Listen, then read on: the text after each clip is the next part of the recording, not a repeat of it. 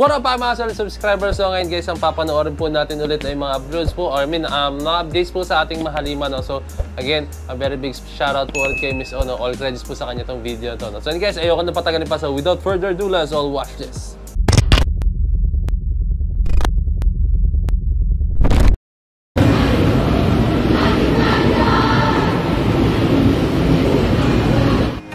SB19 Pablo, record holder sa Wishbus, pinakamaraming likes sa TikTok Live. Oh! Record holder sa Wishbus? Damn, bro!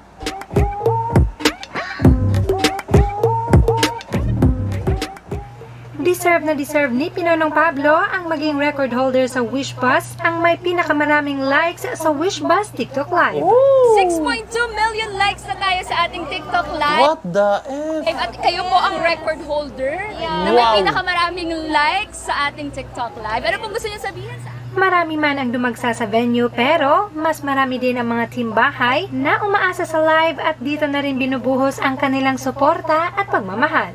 And with this, Pablo is very much thankful. Narito ang kanyang mensahe para sa 18. Sa inyo na. Maraming salamat sa lahat ng 18 na sumusuporta sa SB19 and syempre sa akin. Mahal na mahal po namin kayo, talagang malulupit kayo. Wala na po akong masabi kasi sobrang talagang pasasalamat ko sa mga taga-suporta namin kasi kahit saan kami magpunta, talaga nandyan sila. Talagang hindi kami mapapagapag, hindi kami mag-worry kasi alam namin na may nakasuporta sa amin. So, 18, mag-ingat kayo palagi. Maraming salamat sa suporta niyo. Let's go. So, ayan no, hindi po mag-pay off yan or hindi magbubunga yan kundi dahil po sa 18. No? So, a very big shoutout po sa 18. No? Wait lang, ayusin ko ng cellphone ko. No? So, a very big shoutout po sa 18 no? Dahil grabe yung suporta nyo sa ating mahalima. No? Siyempre, kahit na may solo, hindi man solo career. Hindi, kumbaga may may solo time sila ngayon, no? Kumbaga may solo time sila sa mga kanya-kanyang career nila. Pero guys, maniwala kayo sa akin, babalik naman sila as in, no? Babalik ulit yan, no? And may solo career sila, no? Grabe pa rin yung suporta nyo, pinapakita nyo, hindi nyo hinahayaan na, alam mo, hindi nila maramdaman na, ay, porket wala na kami sa SB19, baka hindi na kami suportan. Pero grabe pa rin yung pagsuporta nyo. And grabe yan guys, na most likes po sa TikTok, no? Wow. Ako nga, sa TikTok, hindi pa ako ganun ka talaga, guys. As hindi pa ako ganun ka... Actually, pati sa YouTube ko na, hindi naman ako ganun ka big pa po talaga. No? Sadyang lang. So, natutuwa lang ako kahit paano is nagagawa ko yung gusto ko, which is ito nga, no, habang na tumitingin ng updates, at the same time, nakakita po ng mga reactions. I mean, nakikita niyo reactions ko, no? Kasi ito yung gusto ko eh. Ayoko naman kasi yung ako lang nanonood, no? Parang gusto ko rin i-share sa inyo yung insights ko, no? Kasi usually, dati, nung hindi pa ako nag-video, no? Pag nanonood ako ng videos, no? Parang ganyan. Okay, dapat ganito ginawa nila. Dapat, ay grabe, ang galing naman. Parang gano'n sinasarili ko na. Parang sinabi ko nga. Then sinabi ko na, bakit hindi ko hindi naman sa i-broadcast, no? Basta i-public yung reactions ko and insights ko, no? Which is, ito na nga po yung nangyayari. No? So, ayan, a very big shoutout po kay Pablo, no? Dahil sa mga nangyayaring ganito is talagang nakakatuwa lang dahil po yung mga fans po hindi nasayang po yung pagsuporta dahil sobrang quality po talaga yung mga nirelease na videos ni Pablo and mga kanta na. Alam niyo yan, 18, let's go. So, meron pa tayo isang papanoorin ng videos guys, no? Ito po, let's go. Ito na. Philip reveals exciting announcement on first ever album, 7 Sins. This is getting exciting as Philip drops album announcement. As he said in his latest post, being in the studio like it was home in the past months while making time for everything that needs to be done. 7 Sins finally coming out and I'm excited for what's to come. Promise you that I'll keep creating till we collapse. And here's a fan theory. 7 Sins will explore the dichotomy of good versus evil and the struggle between our inner demons and the light within us. It will delve into the complexities of the human condition. And here's more. Fans are quick to notice that Philip is following a medieval pieces creator. And this creator posted that he is making dark steel gloves and boots for a certain music artist in the Philippines. So, is Philip going to be a medieval knight for this album? Let's just wait and see. Medieval knights in the 12th century are the protectors of the church. They fight against treachery, revere the priesthood, fend off injustice from the poor, make peace in their own province, shed blood for their brethren, and if needs must, to lay down their lives. If this is Philip's concept, then this will surely bring delight to the music industry. ito yung gusto natin, no? Alam niyo palagi yan, no? Yung may sense na kanta. Sinabi ko na rin ito sa mga videos ko, no? Sa ibang mga reaction videos. Pero syempre, ulitin ko lang din, guys, no? Sa mga hindi pa napanood, no? Gustong-gusto ko po sa ating mahalima kasi pag gumagawa sila ng kanta, hindi sila gumagawa ng kanta na namin regarding palagi sa usual na narinig natin is regarding sa pagmamahal, sa pag-ibig, mga breakups, tapos yung mga kwentong payabang na marami akong pera, tapos marami akong babaeng kasama, tapos ito yung mga suot namin, mga geng-geng, mga gano. Hindi naman ako against doon, no? Pero syempre, pag yun yung lagi mo naririnig, parang nakakaano na rin, no? Parang mas gusto ko yung makarinig ako ng bagong tunog, no? Which is ang ating mahalima. Ito si Felipe, magre-release po siya ng bagong kanta, no? And album nga, to be exact, no? Sobrang ano lang sa akin, no? Kasi makakarinig ako ng panibagong taste naman, no? Hindi yung usual na narinig ko, no? And then si Pablo, di ba yung EDSA? Di ba, napaka-solid, no? Talaga nakarelate tayo sa EDSA, no? So, yung mga gantong moments ba? Yung mga ganto, sana maka-ano pa po tayo ng gantong mga moments na hindi natin ine-expect na meron mga po palatagang kayang gawin ng ating mga kapwa Pinoy na hindi lang yung usual pero kaya nilang umalis sa kanilang comfort zone, no? So ayun, sobrang nakakatuwa lang na may mga ganitong ginagawa sila, no? So I'm still waiting na po, no, sa i-release po nilang i-release ni Philip na album, no? Kasi sobrang I think magiging boom to as in, no? Just like sa mga solo career nila, no? Nag-boom naman siya, lalo na sa Bulan, as in sobra, yung Palayo ba or Palayo, di ko lang talaga pronounce.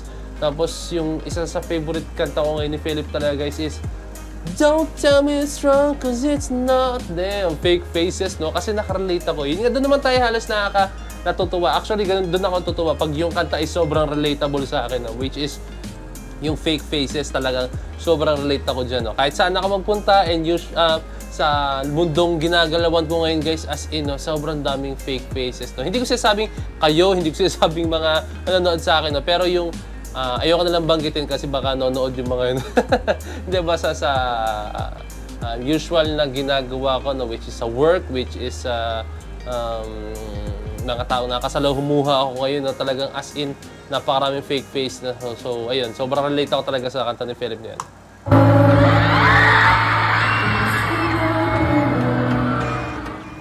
More and more local festivals now want to invite SB19 to perform. Damn!